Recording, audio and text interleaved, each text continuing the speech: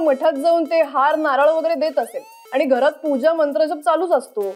अगं नाही मुक्ता, तेच सांगते मी तुला. आपल्या नकळत तो आईला गंडवतोय, तिच्या चांगुलपणाचा फायदा घेतोय तो.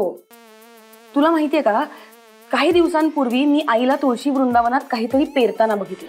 तुळशी वृंदावनात काय पुरत होतीस ग?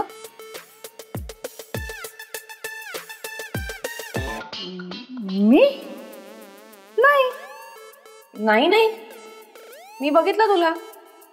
हा हा ते अगं तुळशीचं बी कुंडीत लावत होते, म्हणजे तुळशीमध्येच.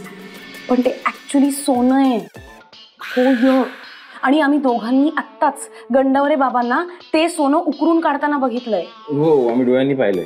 आपण डोळ्यांनीच बघतो ना. ऑफकोर्स. काय बोलतोयस? अगं पण ह्याचा अर्थ तो आपल्या आईला सरळ सरळ लुबाडतोय. एक्झॅक्टली. नाही नाही नाही, अशा माणसांना धडा शिकवायलाच पाहिजे. चला चल.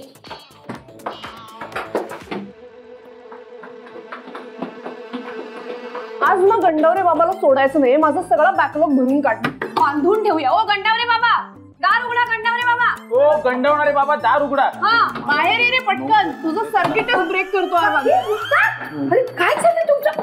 कशाला डिस्टर्ब कशाला करतेस? विश्रांती घेताय. आई, त्यांच्या विश्रांतीचं तू टेन्शन घेऊच नकोस प्लीज. आपली विश्रांती भंग करायला निघालेत ते. काही बोल नको सखी तू. आई, तुझा तो बाबा एक नंबरचा लफंगा माणूस आहे. मुस्काट खोली परत पोलिसात.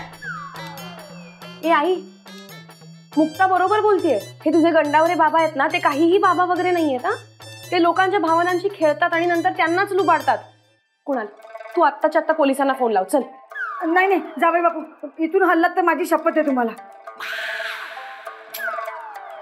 पूर्ण एपिसोड पाहण्यासाठी आत्ताच डाउनलोड करा अल्ट्रा झकास मराठी OTT ॲप.